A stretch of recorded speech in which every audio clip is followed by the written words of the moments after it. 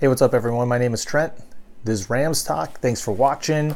I'm back here with the classic setup, logo in the background, so I hope you enjoy. To all the new subscribers, thank you for jumping on the bandwagon, or the wagon. I mean, you can jump on the bandwagon, it's all good. It's just a YouTube channel. But thanks for jumping on board. Glad to have you. For all the legacy subscribers, thanks for all your continued conversation and engagement. And if you haven't subscribed, please do so. A lot of cool stuff here. Join the community. It's a good time all the way around. You can find me on Twitter at RealLARamsTalk. So we got a big one this Sunday, Rams versus Saints in New Orleans. This is the test of the year. The Saints are the second best team in the NFC. They have had a bye week so far, so they are 6-1. We've played one more game than them, and the winner of this game could actually count in the overall NFC seedings at the come playoff time. So this is huge in that regard. So let's just break it down. Let's see what we have in store for us. So I mean, Rams fans, we all know what we got with our team. You guys know the deal, but with the Saints, why are they 6-1? Why have they been so good this year? And there are multiple reasons for that. But I think really where this game is going to be won, kind of like every game, it's going to be won at the line. So both teams have really good offensive lines, and both teams have really good defensive lines. So for the Rams on offense, you know, they've got 2 tackles in the top 5 with Whitworth and Havenstein in terms of tackle rankings in Pro Football Focus, but the Saints have both of their tackles in the top 3. So Terron Armstead and Ryan, I'm not even going to try and pronounce the right tackle's name. It's like Mike Krzyzewski. It's like lots of Z's and C's and Y's and K's, not my style. But Terron Armstead, side note, my sister's name is Taryn, so kind of questioning you right there, Mr. Armstead, but not really.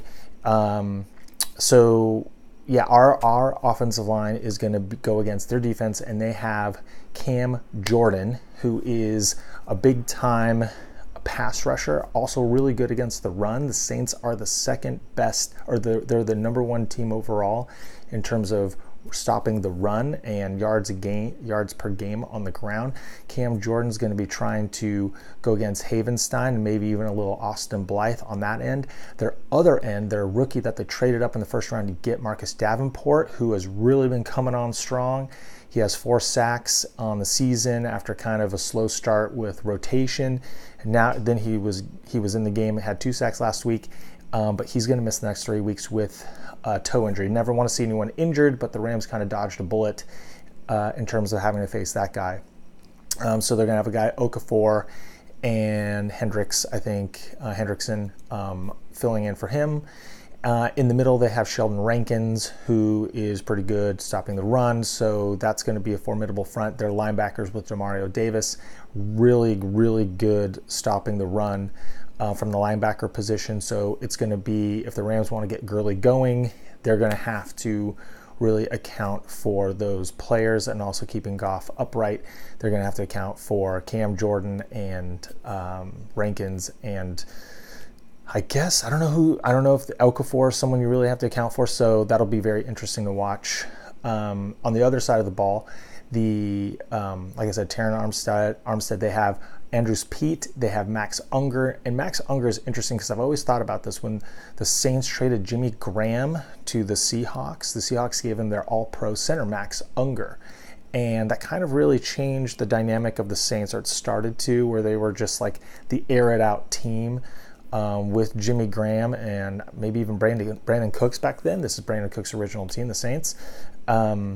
And they kind of turned into more of a ground attack, or they started incorporating the ground attack a little bit more in their offense with Mark Ingram, who is now back from his suspension. He was back a couple of games ago, but they really turned into more of a ground game.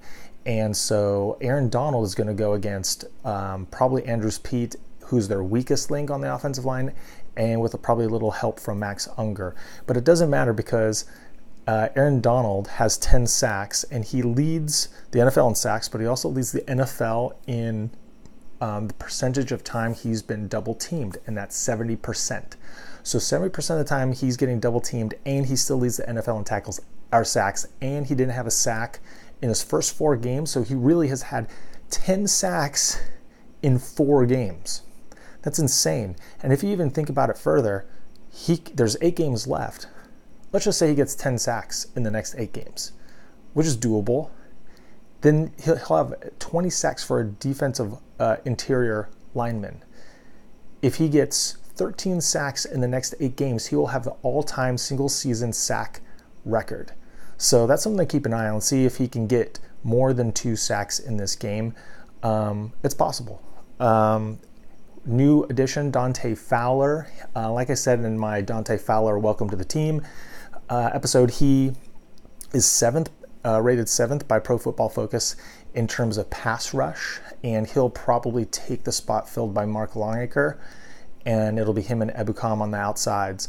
So the Rams are going to apply a lot of pressure from the outside, from the inside. I don't think, it's not that I don't think, but the Saints have not seen a pass rush like this all season. So that's going to be something to look at. But I feel like the identity of this Saints team, and I could be wrong, but kind of what I've been gathering is that they're not the high-octane, explosive Drew Brees Saints teams of the past. This is more of a ball control, kind of grinded-out team. They're not afraid to get dirty. And if you look at Drew Brees' numbers, a lot of his accolades this year come from like accumulation all-time stats. But in terms of season, he's been great this season. But, you know, if you want to go head-to-head with him and Jared Goff, Drew Brees has more passing attempts. He has a higher completion percentage at 77%, which is insane. He's completing 77% of his passes. But he has fewer yards, fewer touchdowns, and a lower pass attempt average. I believe at 8.2, Goff is at 9.6. So Goff is completing on average 1.4 yards per pass attempt more than Brees. So what that's telling me is that he's dumping it off short, intermediate routes to Kamara, to Thomas, to the tight end Watson, and that's really where Brees is doing his damages in the short and intermediate. And we've seen that before with other teams we've faced. Even Phillip Rivers was dumping it off to the backs out of the backfield. So that's nothing new. So that, you know, they're really not going to go vertical unless they put Ted Ginn in there. So their receivers are Michael Thomas, who we all know. Second leading receiver is Alvin Kamara, the running back. Third leading receiver is Benjamin Watson. And then Ted Ginn is their fourth leading receiver, and he's an actual receiver. And he hasn't played or gotten the action in a couple weeks, so that'll be very interesting to see. And a lot of people talk about Michael Thomas, rightfully so. He's a great player, but he's also a household name. You know who isn't? Robert Woods. Robert Woods has actually more yards, three more yards than Michael Thomas this year, and he has more completions over 20 yards, 12 compared to 10 for Michael Thomas. So Robert Woods, in terms of yardage, is ranked 9th in the NFL. Thomas is ranked 10th. Brandin Cooks is ranked 13th, and Cooper Kupp, who hasn't played in two and a half weeks really, is 33rd. And I think a lot of people look at the splits of Jared Goff, how in his first 4 games he had 11 touchdowns, 2 interceptions, all these yards. Last 4 games, 6 touchdowns, something like that, 3 interceptions. So you can see a big change in the first 4 compared to the last 4 games, but also couple that with the fact that Kupp has missed really like 3 games if you count the concussion game and then the horse collar tackle game, and then the last 2 games he sat the whole time. So now they have Cooper Kupp back, and that will, I think, rejuvenate the offense. Rams haven't been great in the red zone, but Cooper Kupp has 5 touchdowns just in about 4.5 games. So maybe just, 4.5 games. So having that weapon back is going to be huge. And also, what's going to be huge is Cooper Kupp's return and the Rams' passing attack compared to the Saints' pass defense, which ranks, I believe, 27th in the NFL. So they went out and traded for Eli Apple from the Giants this year to kind of solidify their cornerback position, because they have like a version of Troy Hill on their team. His name is PJ Williams, and he had just been getting burned, and the fans were really turning on him. He had a good game against the Vikings, really, because Stephon Diggs stopped running a route, ball landed in his hands, and I think he scored a touchdown or a pick six. And so he got defensive player of the week or cornerback, secondary player of the week or something like that. And I feel Jair Alexander actually had a better game than him last week from the cornerback position, but he's going to most likely be matched up against Cooper Kupp, and Cooper Kupp should win that matchup. That's going to be the X factor in the receiving game.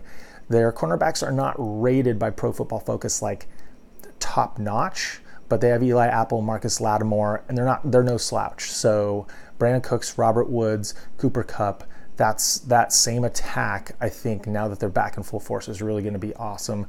And so I think the Rams have to contain the running game for New Orleans. I mean, Kamara is going to get those catches. Ingram's going to get those rushes. He's averaging about 14 rushes a game. And just to let you know about the Rams are first in rushing in the NFL. The Saints are, I believe, as a team in terms of total yards, I think the Saints are 7th in attempts. The Rams are 2nd in attempts, but the Rams average 4.8 yards per carry, while they average 3.9. So the Rams actually attempt more and have a higher yards per carry, where the Saints rush the ball fewer times and have a lower per yards carry. So, I mean, like I said, this is going to be the Saints really trying to control the game, run the ball, short passes, Drew Brees not turning the ball over. The Rams are +7 in turnover differential, and the Saints are 0. So they've same amount of turnovers as takeaways. So the Rams actually kind of have that. John Johnson, shout out to John Johnson. He's the third highest rated safety in football by Pro Football Focus. That's a good thing. Tip of the cap to him. He's awesome. Kind of makes you forget about LaMarcus Joyner. And then let's see what else here. So a couple of things. I don't know if you guys remember the preseason game where Rams got blanked by the Saints, but Sean Payton was trying all this stuff. He was challenging 2-point conversions. He was doing fake punts. He did something else that was, he's trying to do hard counts and draw the Rams off sides. And I understand that's where you're working on stuff as the preseason, but it kind of felt like it was one of those come on, man, it's the preseason. I don't know if he was really just trying to needle Sean McVay or the Rams, but I remember in the broadcast they were like, oh, they meet the season, watch out, short memory. We'll see if that's actually a thing or they bring that up in the broadcast. Another thing is the Rams are underdogs, and that's okay. They lose this game, that's okay. They're playing a good team. This game I feel can go either way, 50-50. The Superdome is a legit away stadium, but the Rams won in Seattle against the divisional foe, and the Seattle's thing is they have the 12th man, so I think that they're pretty battle tested. This is going to be a very evenly fought game. I like the Rams in every game. What do you expect? But if they lost, it wouldn't shock me. The Saints have a lot of talent on that team. So let's see what Dante Fowler can bring. Let's see what everyone can bring. If you haven't subscribed, please do so. Love to have you on board. Let me know what you think, likes, comments, all that stuff. Watch some of my other videos, got a ton of them. But anyways, pumped for this game. And like always, go Rams.